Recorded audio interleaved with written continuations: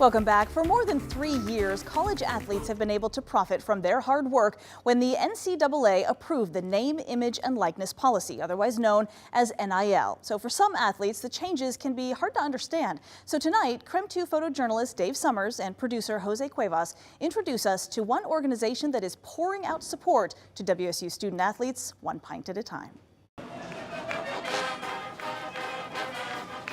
Inside the Coug, you'll find a new kid on the block. Yeah, it's the talk of the town. And it's selling quickly. We just had to install a new tap as well because it's been so popular. The Old Crimson Legendary Lager. First impressions here, let's see. Rather refreshing, very crisp. A new beer made by Cougs for Cougs. From across the state to the hills of the Palouse, Old Crimson forges ahead. The partnership with Pike Brewing in Seattle launched this summer. Old Crimson is not only serving up memories, but opportunities for student athletes like Katie Ryan. I think it's been a positive experience. Yeah, it only benefits us. Ryan is a senior on WSU's volleyball team, a sport she's played from a young age. My mom played in high school, so yeah, she and I would play out in the backyard, and that's kind of how I started getting into it. Ryan is among dozens of athletes with at least one name, image, and likeness contract with several brands. However, getting those deals is new territory for students to navigate.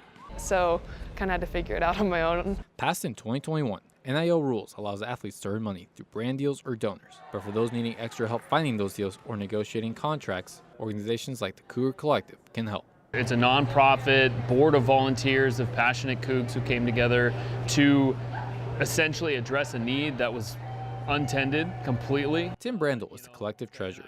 He says the organization started in 2022 as they saw students struggle to understand the changing landscape of college sports. These guys who came together and said, we got to do something, we're so far behind. That something came in the form of a beer.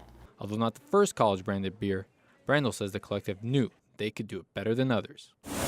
We went with Pike Brewing because they're a Coug-owned operation, and they created this amazing product for us. So it all came from, wow, somebody else is doing it, we could do that. It didn't take long to blow up online. Social media posts triggering a rush to the grocery store across Washington state. Demand outpaced the production.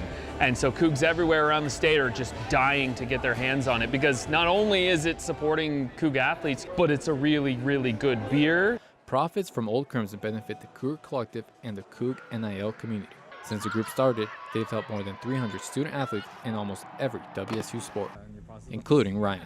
Put yourself out there because people have opportunities basically ready for you, and if you seek them out with a brand that you like or with different companies, they're always really willing to help you out. If you're passionate about the women's rowing team, then you can put your money towards the women's rowing team. Baseball, women's basketball, volleyball, anything. Something Cougs everywhere can raise their glass to, keeping the tradition alive of Cougs helping Cougs. In Pullman, with photojournalist Dave Summers, I'm Josue Cuevas, KREM 2 News. And the Cougar Collective is also expanding beyond beer. They're now working on Old Crimson coffee, where people will be able to buy coffee beans from a Coug-owned roaster right here in Spokane.